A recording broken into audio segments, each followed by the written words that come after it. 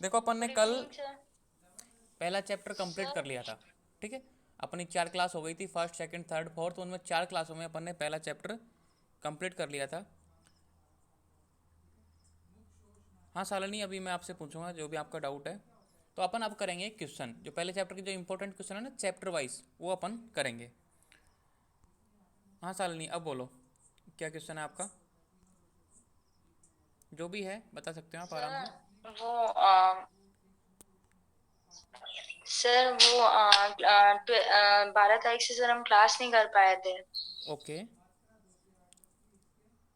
कोई बात नहीं है ना। तो सर वही प्रॉब्लम। हम कॉल लगा रहे थे तो आपका लगा नहीं था अभी थोड़ी देर पहले। कोई बात नहीं, आपकी रिकॉर्डिंग मिल गई है ना ग्रुप में ना, मैंने ग्रुप में भेजी, रिकॉर्डिंग देख लेना ना।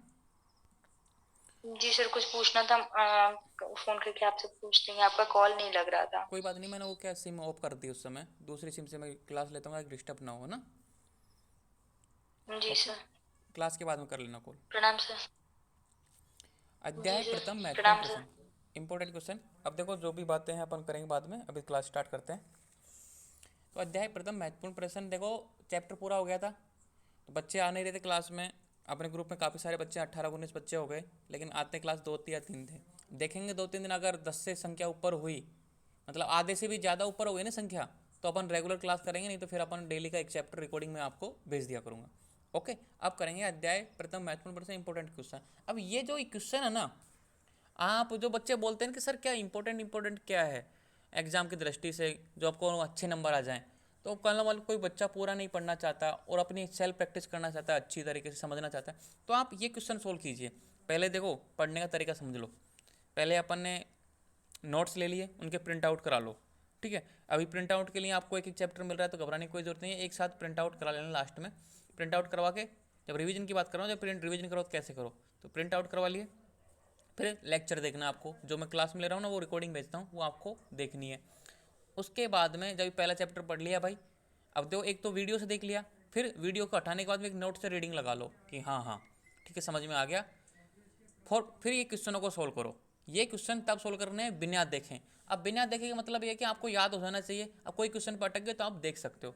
अब इसी तरीके से दूसरा चैप्टर, इसी तरीके से तीसरा चैप्टर, इसी तरीके से पूरा कोर्स करना है। फिर लास्ट में मिलेगा एक क्वेश्चन बैंक, मतलब एक तरीके से 200 से 300 क्वेश्चन की एक पीडीएफ भेजूंगा मैं आपको, जब कोर्स कंप्लीट हो जाएगा वो सोल्व करना है एग्जाम से पहले, मतलब कि भाई कितनी परफॉर्मेंस अपनी, कितने क्वेश्चन अपन को आते हैं, इसमें से कितने क्वेश्चन अपन एक्सेप्ट कर पाते हैं, अटेम्प्ट कर पाते हैं, तो वो सारी चीज़ें अपन को देखनी है। इस तरीके से आपको बढ़ना है, तो आपको 80, 90, 95 नंबर आराम से इजीली आ जाएंगे। तो स्टार्ट करते हैं। दोष धातु मल की प्रधानता पर विस्तृत लेख लिखिए। कि भाई दोष क्यों प्रधान, अपन बोलते हैं कि दोष धातु मल मूलम ही शरीरम, कि दोष धातु मल ही शरीर है।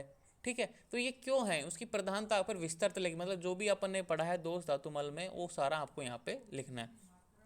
स्वस्थ की परिभाषा लिखो, समदो से समग्नित से धम धातु मल क्रिया, प्रसन्नात्म इंद्रिय जो श्लोक बताया था उसके नीचे हिंदी लिखी थी वो, धातुओं के मल लिखिए। अब जो अपन ने जब मल की प्रधानता की थी ना, उसमें धातुओं के मल भी लिखे थे, रस का मल, रक्त का मल, मेद का मल, मांस का मल, ये जितने भी मल थे वो सारे लिखे थे, वो भी आपको लिखने हैं। पंच महाभूतों की उत्पत्ति, जब सृष्टि मतलब पंच महाभूतों की उत्पत्ति में मैंने सृष्टि उत्पत्ति क्रम भी बताया था कि भाई अव्यक्त से महान अहंकार, ठीक है, सत्व रज तम 3 गुण है, फिर पंच तन मात्राएं, एकादश इंद्रियां, पंच महाभूत, ये सब उत्पत्ति होती है। तो पंच महाभूत की उत्पत्ति कैसे हुई वो आपको समझानी है पूरी डिटेल में। पंच महाभूतों के भौतिक गुण, इंपॉर्टेंट है, भौतिक गुण पूछा है तो वो ना खरत्व चलत्व, ठीक है, वो सारे पंच महाभूतों के गुण, कि भाई पंच आकाश का क्या गुण है, वायु का क्या गुण है, और पांचों महाभूतों के नाम याद होने चाहिए, उनके गुण याद होने चाहिए। महाभूतों के कार्य, कार्य भी मैंने बताए हुए हैं। तो जो महाभूत वाला जो टॉपिक है ना फिजियोलॉजी में इंपॉर्टेंट है, ठीक है। लोक पुरुष साम्य सिद्धांत का वर्णन कीजिए। लोक साम्य पुरुष सिद्धांत क्या है, लोक पुरुष साम्य सिद्धांत ये है कि भाई अपन को जो संसार में है वो अपने शरीर में भी है। यावंतो ही लोके तावंते ही पुरुष है, यावंते ही पुरुष है तावंते ही लोके, इसमें से कोई सी भी 4 शब्द लिखे हैं मैंने, यावंते ही लोके, तावंते पुरुष है, यावंते पुरुष है, तावंते लोके, इनमें से कोई सा ही वर्ड आ जाएगा कि इस श्लोक को विस्तार से समझाइए, कि श्लोक का विस्तार से वर्णन करो, तो इसका मीनिंग क्या है कि लोक पुरुष साम्य सिद्धांत के बारे में आपको लिखना है। त्रिदोष एवं पंच महाभूत से संबंध बताइए, कि त्रिदोष और पंच महाभूत में आपस में जो कनेक्शन है, कि भाई वात में कौन सा महाभूत है, पित्त में कौन सा महाभूत है, और कफ में कौन सा महाभूत है, वो आपको बताना है। त्रिदोष और त्रिगुण में जो संबंध है, त्रिदोष कि वात में कौन सा गुण है, पित्त में कौन सा गुण है और कफ में कौन सा गुण है। पंच महाभूत तथा त्रिगुण में संबंध मतलब आपस में इंटर रिलेशन बताना है तीनों का। सामान्य विशेष सिद्धांत को विस्तार से समझाइए। सामान्य क्या था, एकत्व उत्पन्न करने वाला, वृद्धि करने वाला, इंक्रीमेंट करने वाला, और विशेष क्या था, डिक्रीमेंट करने वाला, डिक्रीज करने वाला, कमी करने वाला, ह्रास करने वाला। जो पूरा सिद्धांत है ना, उसके तीन टाइप से, तीन तरीके से कर सकते हैं, ठीक है। उसी तरह के द्रव के भी तीन टाइप थे, वो सबको आपको क्वेश्चन का जैसे 2 नंबर में आया तो परिभाषा लिख दो, 5 नंबर में आया तो पूरा लिखना पड़ेगा, सिंपल सी बात है। 10 नंबर में आया तो और ज़्यादा विस्तार से लिखना पड़ेगा। तो क्वेश्चन कितने नंबर में आता है, 2 नंबर में आता है, 5 नंबर में आता है, 10 नंबर में आता है, उस हिसाब से आपको आंसर लिखना है। देखो क्वेश्चन एक है, जैसे मैंने बताया कि भाई ये है कि लोक पुरुष साम्य सिद्धांत का वर्णन, ये क्वेश्चन आ गया 2 नंबर में आ गया, तो आपको सीधा सा लिख देना भाई जो व्यक्ति के शरीर में पाया जाता है वही संसार में पाया जाता है, इसी को लोक पुरुष साम्य सिद्धांत कहते हैं, ठीक है।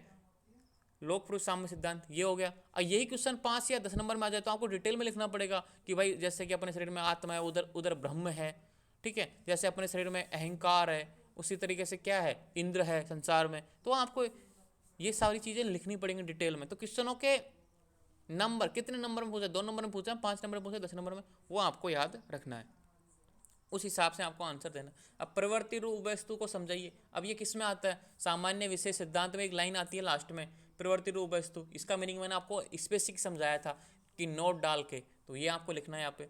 स्रोतस पर टिप्पणी कि भाई स्रोतस की परिभाषा लिख दो, स्रोतस कितने प्रकार के माने, आचार्य चरक ने कितने माने, आचार्य सुश्रुत ने कितने माने, अंतर्मुखी कितने होते हैं, बहिर्मुखी कितने होते हैं, ये सब लिख दो। 2 नंबर में आए तो परिभाषा लिख दो, 5 या 10 नंबर में आए तो डिटेल में लिख दो, और 10 नंबर में आ गया तो भाई उनके मूल स्थान भी बता दो साथ में।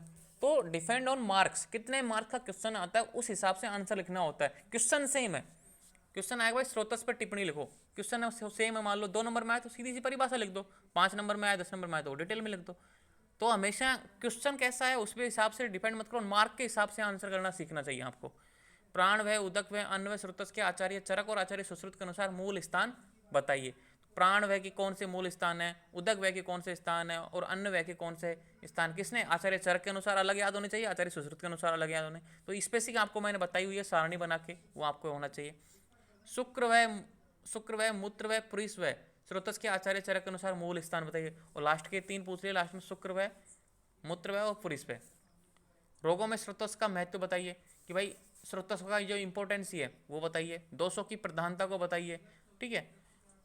आयुर्वेदा के मूलभूत सिद्धांत पे टिप्पणी लिखिए। आयुर्वेद के मूलभूत सिद्धांत वही है ना, पंच महाभूत, त्रिगुण, त्रिदोष, वो सारी चीजें जो अपन ने पढ़ी है ना फर्स्ट पेपर में, लोक पुरुष साम्य सिद्धांत, ये सब क्या है, मूलभूत सिद्धांत है। ये आपको सारा छोटी छोटी परिभाषा लिख देनी है, सिंपल सी बात हो। ये हो गए 20 इंपॉर्टेंट क्वेश्चन पहले चैप्टर के। आपको ये 20 क्वेश्चनों के आंसर आते हैं तो आपका पहला चैप्टर टिप्स पे है, आपके इसमें से जो क्वेश्चन आएंगे आपके कभी गलत नहीं जाएंगे।